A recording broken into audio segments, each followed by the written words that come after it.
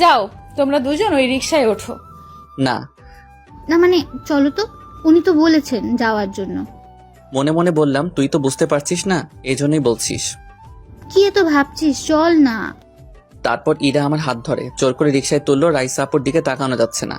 তারপর রিকশা চলতে লাগলো। রাইসা আপু পিছনে রিকশায় আসতে লাগলেন। হঠাৎ ফোনে আরেকটা মেসেজ আসলো। এখন শুধু বাসায় ফেরার অপেক্ষায় আছি। সাথে সাথে ওনাকে ব্লক দিলাম, কারণ এই মেসেজগুলো দেখলে ভয় করে। এদিকে রাইসা তো আমার 14 গোষ্ঠী উদ্ধার করছে। এখন সামনে পেলে কাঁচা চিবিয়ে খেত। তারপর সবাই মিলে অনেক জায়গায় ঘুরলাম। ইরা সাথে ছিল, তাই রাইসা আমার সাথে স্বাভাবিক ব্যবহার করলো। তারপর ঘোরাঘুরি শেষ করে বাসায় আসলাম। রাইসা আপু ওনাদের বাসায় চলে গেলেন। যাওয়ার সময় আমার দিকে চোখ রাঙিয়ে গেলেন। আমি রুমে এসে যেন হাঁপ ছেড়ে বাঁচলাম, কারণ দুইটা মেয়ে নিয়ে বাইরে যাওয়া।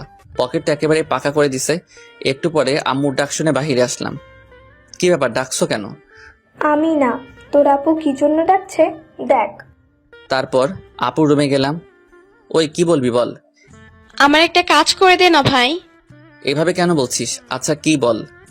রায়সার কাছে আমার একটা বই আছে, তুই প্লিজ ওর থেকে বইটা এনে দে।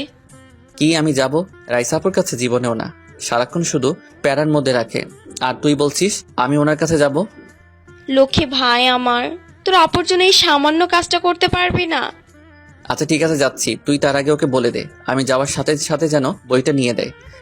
আচ্ছা তুই যা, আমি ওকে কল দিয়ে এখনই বলছি। তারপর আর কি, আমি রাইসা আপুদের বাসায় গেলাম। কলিং বেল বাজালাম, সাথে সাথে দরজা খুলে দিল।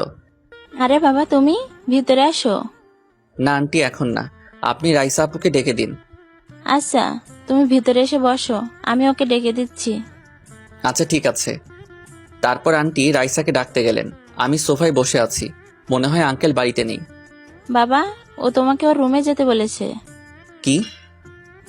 যাও। তারপর আমি ভয়ে ভয়ে ওর রুমে গেলাম। এখন নিশ্চয়ই কিছু একটা ঘটবে। রুমের ভিতর কাউকে দেখছি না। কি ব্যাপার, আমাকে আসতে বলে কোথায় চলে গেলেন? হঠাৎ ওয়াশরুম থেকে একটা টাওয়েল পেঁচিয়ে বেরিয়ে আসলেন। ওনাকে দেখার সাথে সাথে জোরে একটা চিৎকার দিলাম। উনি দৌড়ে এসে আমার মুখ চেপে ধরলেন।